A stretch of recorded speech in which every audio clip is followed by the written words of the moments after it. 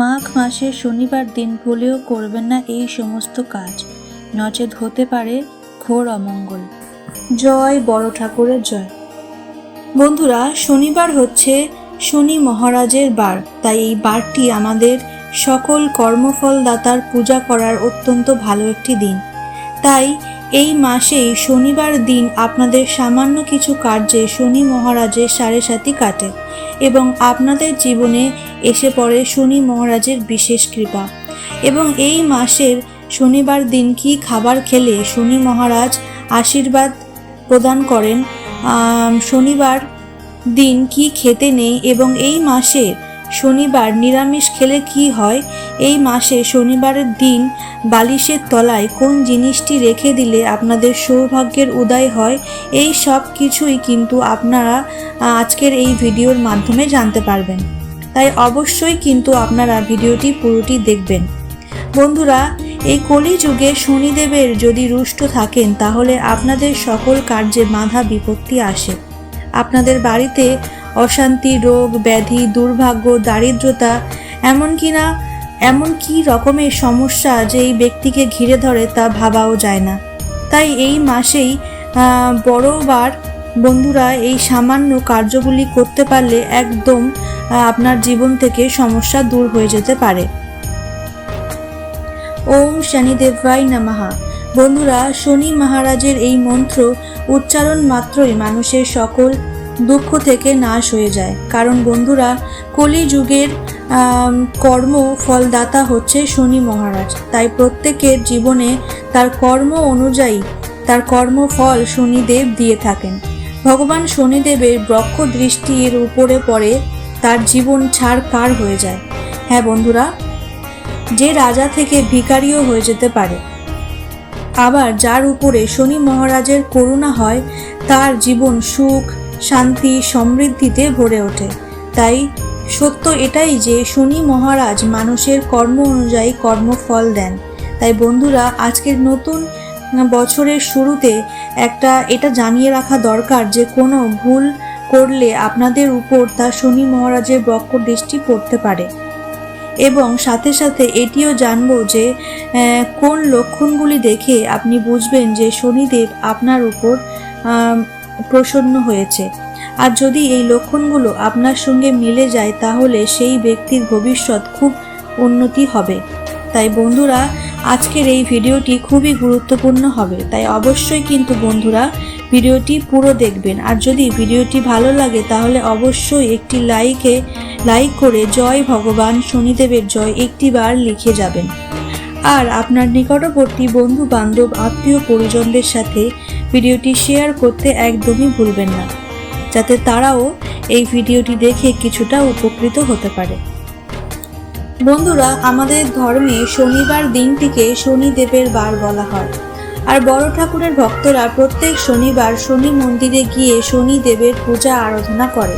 সাথে শনিদেব তার জীবনের সব দুঃখ কষ্টের নাশ করে দেয় এবং শনিদেবের কুপ্রভাব যাতে তার উপর না পড়ে।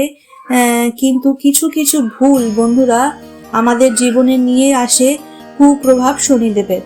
বন্ধুরা, এই কর্মগুলি শনিদেব মোটেও পছন্দ করেন না, কিন্তু আপনারা না জেনেই এই কর্মগুলি করে ফেলে।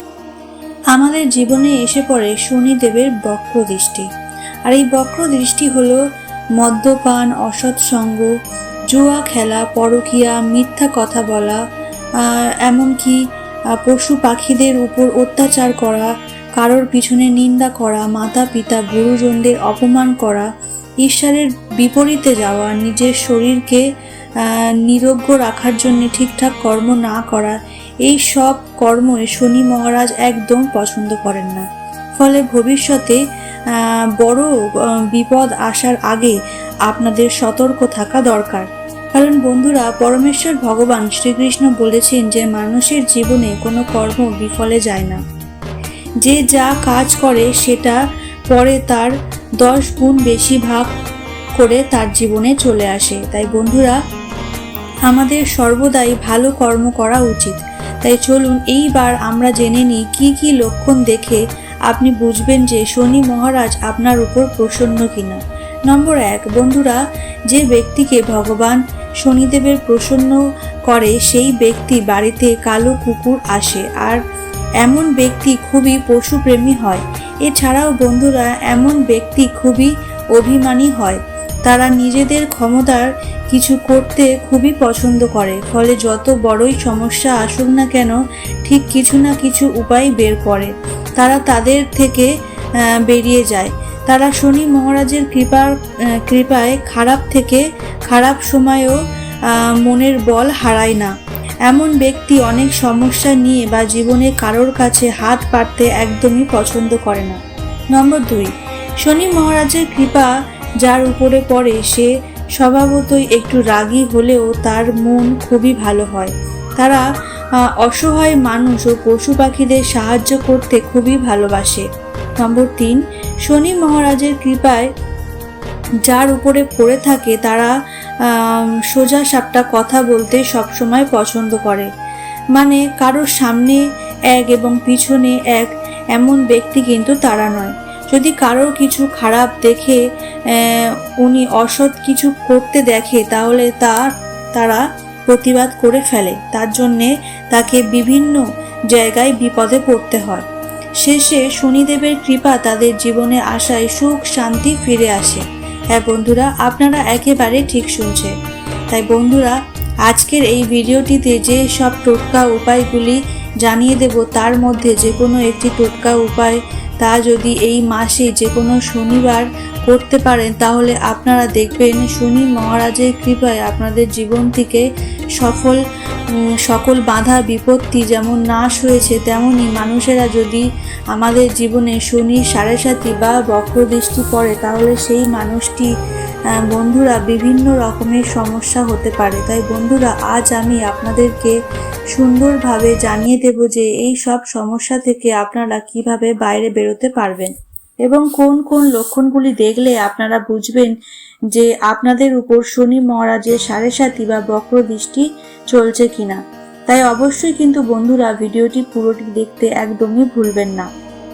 তবে ভিডিওটি যদি ভালো লেগে থাকে তাহলে অবশ্যই করে জয় বড় ঠাকুরের জয় একটি বার লিখে যাবেন। বন্ধুরা, কর্মজীবনে যদি বারে বারে কঠিন পরিস্থিতি আসে, যদি বন্ধুরা আপনাদের জীবনে শনি মহারাজের বক্রদৃষ্টি এসে পড়ে তাহলে বন্ধুরা আপনাদের কর্মজীবনে ধস লেগে যায়।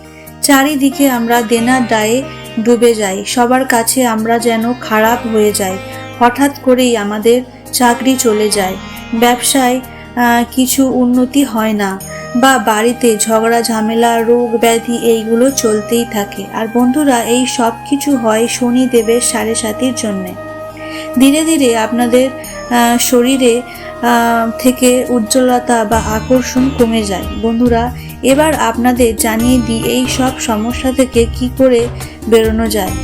নম্বর 1, এই মাসে প্রতিদিন বন্ধুরা হনুমান চল্লিশা পাঠ করবেন বা শনি মঙ্গলবার করে হনুমান মন্দিরে প্রদীপ জ্বালিয়ে বন্ধুরা শনিদেব আপনাদের উপর থেকে বক্রদৃষ্টি সরিয়ে নেবেন। কারণ শনিদেবের হনুমানকে বলেছিলেন যে তিনি তার ভক্তদের উপর কখনোই বক্রদৃষ্টি দেবে না।